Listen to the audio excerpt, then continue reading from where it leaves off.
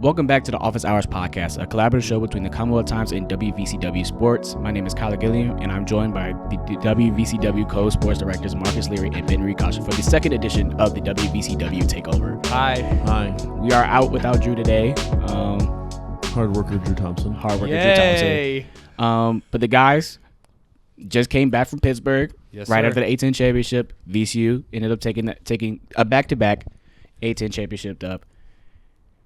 How was the trip, guys? I mean, it was great. We got to see another VCU win. I'm 2 for 2 in my tournament appearances. Good luck charm, right? I'm 2 for 3. The VCU, 4 of the last 4 A-10 championships they've been in, 3 championships in 4 years with 3 different coaches. Mike Rose, Ryan Odom, and now Phil Martelli Jr. putting his spot on the list in year 1. It was a great trip, though. Pittsburgh it was cold. I thought it was a great city, Pittsburgh. I've never been to Pittsburgh before.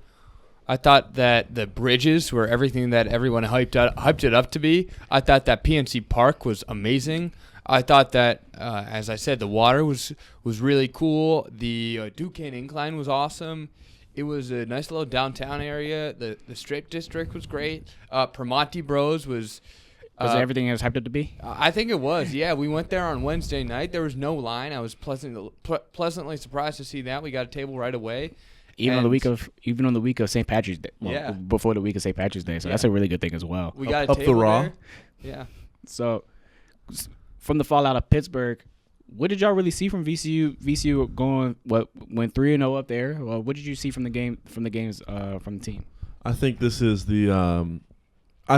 exactly what we had hoped Phil Martelli Jr.'s squad would do throughout the year. I remember on the first episode that we had, just you, me, and Drew, Kyler, was, this is going to have some growing pains, and then Martelli, they're not always the best team in the regular season, and they pick things up in March and they win. And that's what we saw, and I think this is the best that they've played all year long. It's something we've asked Martelli about, all the players about, is putting 40 minutes together. All right. And I think the closest they've been to that was the St. Joe's game. Yeah. And they're just getting better.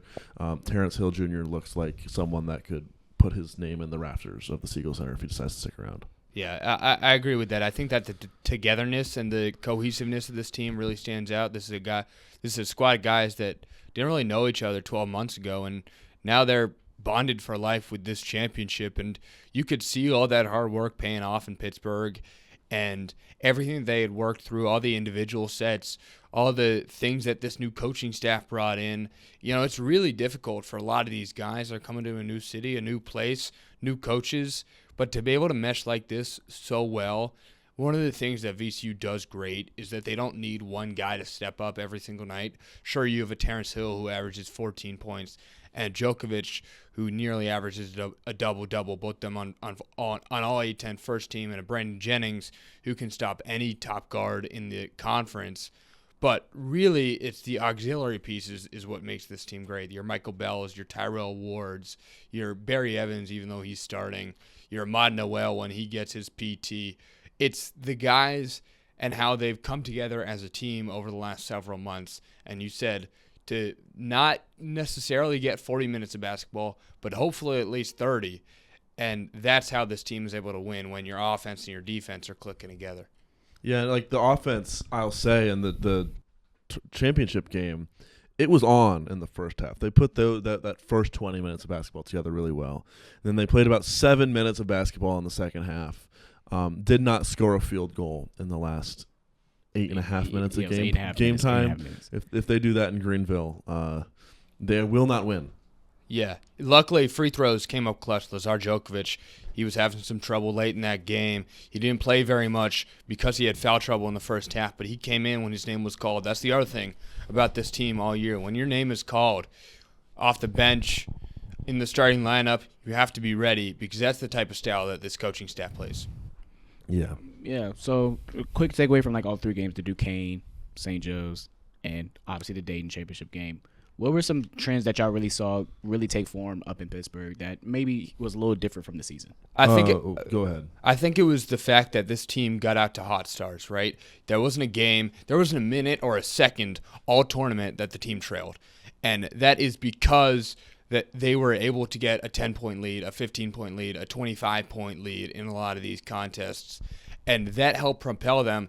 Even when they were having a slow second half, their strong first half really boosted up what this team is capable of. I want to challenge you on that one with the hot start. They had a pretty slow start against Duquesne. Those first 8 minutes were rough. I thought they even went down I think they went down 8-2 at one point, if I'm not mistaken.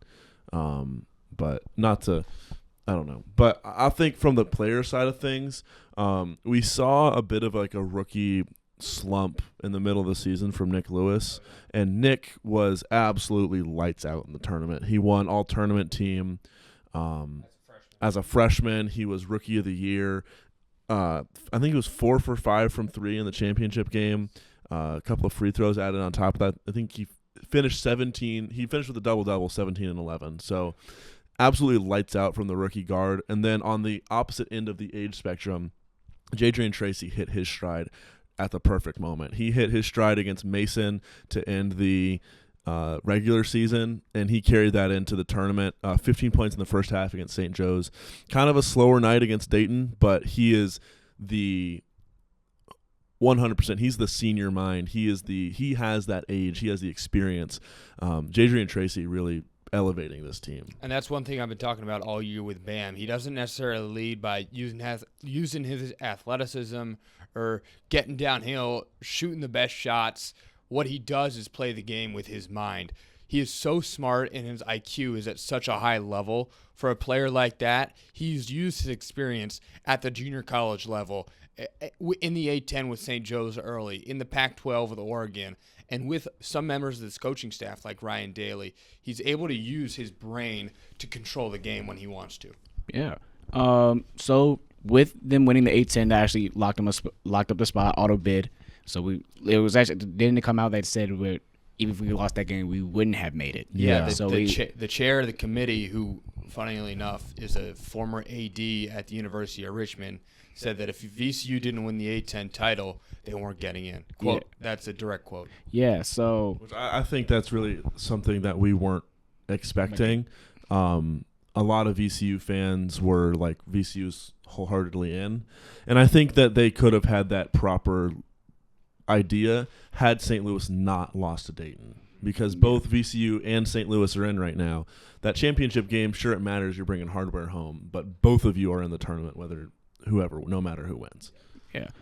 But looking ahead, we locked up a matchup with North Carolina, UNC, obviously without their star player, Caleb Wilson. But it's still a really good ACC team. But do you have any look ahead for the matchup that's happening on the 19th?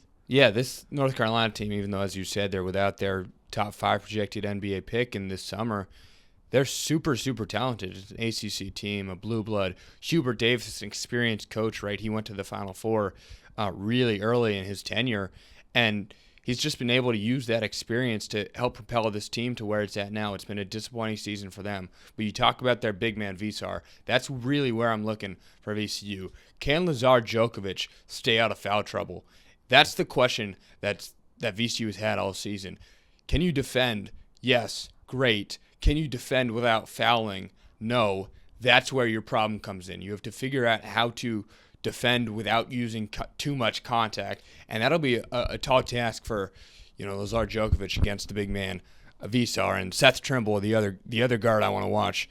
It'll be a tough task for Brandon Jennings, but he's been up to it every single time the star guard has matched up across him. So I think that VCU, it's been a trendy pick here in the first 24 hours as we're recording this for bracketologists all around the country. So I'm interested to see, and then obviously South Carolina, only a couple hours away from the campus in Chapel Hill. We'll see what the crowd is like in Greenville. And to that point, you were talking about looking ahead. They have that super high-powered big man. Obviously, ACC big men are going to be better than your average Atlantic 10 big man. But we've seen that when Lazar does get in foul trouble, you're able to bring in that small ball 5 in Michael Bell. He's been able to stop Frank Mitchell, who's a powerhouse in the paint. He's been able to stop Robbie Avila, Amel Latung yesterday. Like all of these, Justice Ajabor against St. Joe's, David Dixon against Duquesne. He was doing a very good job stopping these very good centers. Obviously, Visar an ACC guy. Yeah. It's going to be a tall task for him. But I think Michael Bell is up to the task. And then you're talking about not too far from Chapel Hill, not too far from Duke. Duke is the number 1 seed in this region. Duke fans really hate UNC, if you didn't know that. They might stay and cheer for VCU just to watch UNC lose. Yeah, Duke plays against Siena in the 116 matchup 2 hours before this game will tip off. So at Bon Secours Wellness Arena, we'll see what the crowd is like. Is it dark blue cheering for the black and gold? Is it light blue cheering for the Tar Heels? Or is it the dark blue cheering against the Tar Heels? We'll see. But also, I want to ask y'all, you're obviously coming into a matchup against this is an 11-5 matchup. 11-6. That's my fault. But 11-6 matchup. So we're obviously coming in probably most likely as a perceived underdog, Cinderella type of thing. What does VCU really need to do to propel themselves to the second round for the first time since 2016? Yeah, they haven't won an NCAA game since 2016. I think we talk about it on broadcast a lot. It's just taking care of the ball. They've had a horrible issue with turnovers this year. When one guy starts turning the ball over, they all start turning the ball over. We saw it with Lazar a little bit yesterday. We've seen when Tyrell Ward had his slump, he would come in for 2 minutes and turn the ball over 3 times. Jadrian Tracy has some issues with that. However, they did really good with that yesterday against Dayton, or in the championship game against Dayton. I think they had just 2 or 3 turnovers in the first half. Not as good in the second half, but take care of the ball. And then they just have to make their shots. When Terrence Hill can hit threes from the logo, when Terrence Hill can make his shots, and when the team is like, because they beat St. Louis the first time if half those shots that they missed go in. Right. I think the point that you're making about turnovers is really special. You talk about it in the Dayton game. The spread at halftime, 11-4 in favor of VCU, really, really strong. But a lot of the things with turnovers, it's the mentality, right? When you see your teammate get one, you kind of lay your foot off the gas and are a little lazy with the ball. And after you get one, it snowballs into 2 or 3. So that's the problem. If you get a turnover, you can't make it into multiple. The other number I want to talk about is the rebounding, right? Yeah, 100%. We talk about the offensive rebounding a lot. The defensive rebounding, super important too. The whole philosophy with this coaching staff is to maximize the amount of possessions that you have, whether that comes running in transition on the fast break, whether that is getting your offensive board and going for a missed basket up on a layup. It's the efficiency and it's the possessions. That, and the last thing is the confidence. You talk about Terrence Hill's shot making. None of that is possible without his confidence. We talk all the time about how much he's learned from Damian Lillard being from Portland, and that's one thing that Lillard is super strong at is his mentality, the mind game and the mindset. Whenever he steps onto the court, he controls that basketball game, and that's what Terrence Hill has learned to do. And Terrence Hill shares that mindset with the rest of this team, and that's how the Rams are clicking. And you're looking at that same kind of confidence, very high IQ, or just like how they have to drive to win. I don't remember who I heard this from. Maybe I think it was either Drew or Alexis or somebody on the plane. Nick Lewis won Rookie of the Year, all A-10 tournament team, and someone asked him, like, what do you care about? He said, I don't care about those accolades. I just want to win. Like, he just wants to win. He played at Gonzaga High School. He knows how to win basketball games. He's been around a lot of winning. And this team, you talk to them, they don't care about the accolades.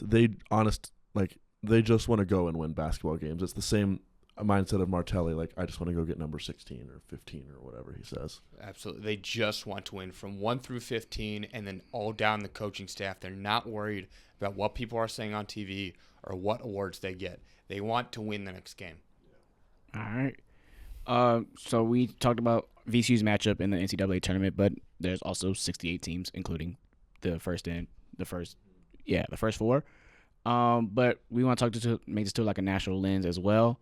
Obviously, I'm just going to ask both of y'all, are there certain teams that you're just looking forward to watch other than VCU? Absolutely. Yeah, I'm really, I think when you're looking at those blue bloods, you want to see Duke play, right? Like, Duke is just a great team to watch play. Texas Tech, I've been watching Luke Bamboy all year, former VCU Ram. Miss you, boy. UVA, Ryan Odom, I've been cheering for them kind of all year. But then Miami, Ohio, I think that's the one that really jumps out at me. They're in the first four. The two-bid MAC came to fruition this year, playing against SMU in Dayton. It was that Wednesday? Wednesday evening. Yeah, so Wednesday evening in at UD Arena. That's just going to be a big one. I was of the mindset that they didn't have the resume to get an at-large bid. They had one of the worst strength of schedules in the nation. Yes, you won 31 out of 31 games in the regular season, but the best team you beat was Akron. And sure, Akron won their conference, but that just to me isn't the they don't have any Q1 wins. Sure, that's fair enough. Or Q1 games, period. That's fair enough. I'll go with what you're saying on the Blue Bloods, and you look at the East region in the upper left of the bracket here. You have so many big names in Duke. The Ohio State basketball program isn't what it has been, but it's still a powerhouse in national collegiate sports. You have Kansas led by Bill Self and Darren Peterson. You have St. John's led by Rick Pitino. You have Michigan State led by Tom Izzo. You have Louisville, who's obviously a former national champion. UCLA with the greatest coach in college basketball history there in the 60s, and John Wooden. You have UConn, who's coming off a two-peat just a couple of years ago. So you look at the East region, and there's some powerhouses there. I want to talk about one more thing, too. You talk about a team I'm looking forward to watch. I want to talk about a matchup. High Point and Wisconsin.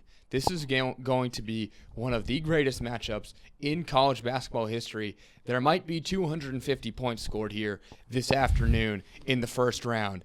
It is incredible. The offense between the Badgers and High Point is just going to be flying. High Point, they average over 90 points a game, and they shoot a ridiculous amount from three. They barely dribble, right? They barely dribble, right? Their star player took 2 attempts from two-point range all year. He didn't make either of them. Their team is so much fun to watch. So I could go down through every matchup of this bracket. And one more thing, we talked about UVA. Always fun to watch them with Ryan Odom, Martin Carrere, some VCU former assistant coaches on that team Matt too. Henry and right, Darius Matt Henry, Theus. Darius Theus, Bryce Crawford. So coming off the championship here in Richmond last year, we'll see what they can do in Charlottesville. All right. Going back from teams, let's go to players. Any specific players, either that's, either some top draft picks that are trying to make their final case to stay in the lottery, or any other mid-major players that you're really looking forward to watch coming from the start? Yeah. This is where Darren Peterson's going to make his money, right? He can make or break his entire draft stock here these next couple of weeks. When you're talking about in that East region, they got a first-round matchup against Cal Baptist, then a potential second-round matchup against St. John's. What's he going to bring to those games, right? That's been the entire question all season. Is he going to play? How many minutes is he going to play? And what's the attitude going to be like for Darren Peterson? Because he's an incredibly talented player, but on the biggest stage, if you don't show up, a team that's coached by Bill Self, who is visibly frustrated with this entire situation, then, hey, I don't care how talented you are or how great of a basketball body you have or any other skill set that you possess. If you don't play in the games that matter, I don't want you on my team. So if Darren Peterson has aspirations of playing at the next level, you need to see him show up in March right here. Not just show up, but perform well. Yeah, I don't have nearly as good of a analysis of that. I just want to watch Cohen Carr jump out of the building. It's tough. I was watching them play Illinois. Huh? Oh, Michigan State. I was watching Michigan State play Illinois. It's really just Cohen Carr and his friends. It kind of feels like sometimes, and then also buddy from Nova. Jordan Scott. Yeah, Jordan Scott. I remember I saw him play in high school. Yeah. I saw him play right there in the Siegel Center for the state championship. Yep. And he just different level. Where did he go? What was it? It's the same high school as Matt, right? Yeah. What was it? Oh, that's South Lakes. South Lakes. Yeah, you could just see him. It was him and his other sophomore. So he's like a junior. The other dude's a junior now, and it was just like, oh, these are two different kind of guys. Yeah, I just want. I mean, Cohen Carr. I remember watching them play Illinois, and I feel like they just practiced throwing it up from half court for like 30 minutes, and just watching him do something cool. And then, but like on a real note, Darius Acuff, out of Arkansas, John Calipari, he knows how to make guards money, like genuinely. And so Was he SEC Player of the Year? Yeah, they won the champion. I mean, John Calipari, you talk about a hell of a coach. He fits in that category, right? He won at UMass, won at Kentucky, now winning at Arkansas. He just does it everywhere. Yeah. So, yeah, and then and Jakari White out of Virginia. I just really like him. I got him to say go Rams when I was in Charlottesville. All right. And we're coming up to the end to our last segment. Mm-hmm. We're going to predict our Final Four. Well, y'all's Final Four. Yeah. Y'all not getting my predictions for free. Come on, Kyle. Nah. But I'll let Ben go first. But I say, what y'all want to do? Y'all want to do the full four, or do y'all want to go region by region? Y'all just say both of y'all teams, and then we'll just restate everything after. We can go region by region. All right. So with the East region, we'll go Marcus first, and then we'll just No, we'll go with Ben first. All right, Ben, you go first. That means you're going first on the South, Marcus. Okay. All right, East region, I think it's pretty simple. I got Duke. Duke's been one of the best teams, if not one of the 2 or 3 best teams all year. It's an easy choice for me, Duke coming out of the East region. As I said, it'll be tough. Michigan State, Kansas, St. John's, lots of coaching pedigree. They are going against John Shire, who's a young coach. But I think it's a no-brainer. They have the best player in the country. Yeah, I was looking at the host of the Greenville region. The Furman Paladins coming out of the East, 15 seed, beating UConn, going all the way to the Final Four. Mark it. So Duke and Furman. Huh? Furman, yeah. The Furman Paladins. Okay. They're purple. Okay. All right. They call themselves the Dins. They do. Yeah. Yeah. They don't call themselves the Pals. They call themselves the Dins. I think Pals is much better. I feel like, you got the power of friendship on your side. I feel like the power of friendship is how the Pals are going to get themselves out of the East region. Final Four. Mark it. Book it. Book your tickets, Paladins fans. All right, Marcus. You're up. For the South region. Well, the South region, this one's easy. You could look at Florida. They won the national championship last year. They've got some of the best players in the country. You could look at Houston. Kelvin Sampson, great coach. His son, the coach in waiting over there. But I got to look at the black and gold, the VCU Rams out of Richmond, Virginia, the 11 seed to beat UNC, make their way to the Final Four for the first time in 15 years. I like it. I'm not as confident as you are in the Rams. I'm going to take Houston. Right? There are 3 teams that were above the rest all year, and who was going to be the 4th number 1 seed was one of the biggest questions coming to Selection Sunday. Florida ended up with it, but they're still a tier down from your Duke, your Arizona, and your Michigan. I don't believe in them. I still believe they'll get to the Elite 8. I think Houston, coached by Kelvin Sampson, that defensive prowess, this will finally be the year that they break through. All right, Ben. Back to you for the West. As I said, there have been 3 teams all year, Duke, Arizona, Michigan. Arizona and Duke vying for that number 1 spot for most of the season. It's Arizona by a mile. I have BYU going against them in the Elite 8. My big upset here is High Point making it to the Sweet 16, as I talked about. Really excited for them.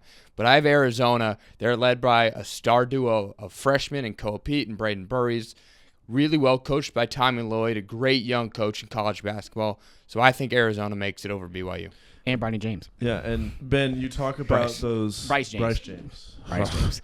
And, Ben, you talk about those top 3 teams, right? You talk about the Dukes. You talk about the Arizonas. You talk about the Michigans. But I want to take a look at the 4th team that you're forgetting. Playing against Arizona in the 16-1 matchup, the LIU Brooklyn Sharks. Hit it with me, Ben. Give us a fins up, Kyler.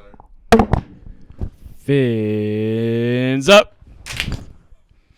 All the way to the Final Four. They're going to be going up against my Midwest pick.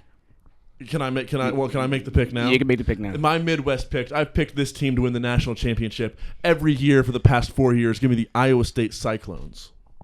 Any reason for Iowa State? I've picked them to win the national championship every year for the last 4 years. They're gonna do it this year. Well, they'll lose to VCU. Okay. In the Midwest, for me, that was fun, by the way. In the Midwest, I have the Michigan Wolverines taking an upset in the round of 32. So the number 1 seed not making it out in the Midwest. Michigan, like Duke, they've been riddled with injuries late in the season. So Michigan, they're not going to get there. I pick UVA to be in the Final Four from the Midwest region. A streaky team. They're hot and cold, but they haven't lost twice in the same month. all season. They lost in March to Duke in the ACC tournament. So by that logic, you can pretty much say that they'll be in the Final Four. I have them beating St. Louis, the other A-10 representative, in the Elite Eight. Just straight chalk from Ben. He looks That's at those not true. top 1 through 3 seeds Duke and says, is a 1 seed, Houston's a 2 seed, Arizona's a 1 seed, UVA is a 3 seed. So that's just one of all the best teams making it to the Final Four for Ben. If you want real analysis, come see me. All right, so let's go through that list again. So Ben, it's Duke, Houston, Arizona, and UVA. Correct. And for we're all getting ready to do hopscotch with Ben's little bracket there. Yeah. Chalk. Yeah, and for Marcus, it's Furman, Mm-hmm. VCU, Yep. LIU, Brooklyn, and Iowa State. Yep. You don't like that? I love Marcus's bracket, dude. I think I love Marcus's Final Four picks. You guys aren't seeing the vision properly. The Furman, they're a legend in March Madness, right? They had that run a couple of years ago, right, Ben? You're looking at VCU Final Four run in 2011. They've got off to a great start, historic season with Phil Martelli Jr., who won his first A-10 championship a year before his dad did. His dad won in year 2. So you're looking at Iowa State, the Cyclones playing out in Iowa, in Ames. They're really good at basketball, and then the LIU Sharks, electric. So come see me. But that is going to be the episode for today. Let me take a break. I'm sorry.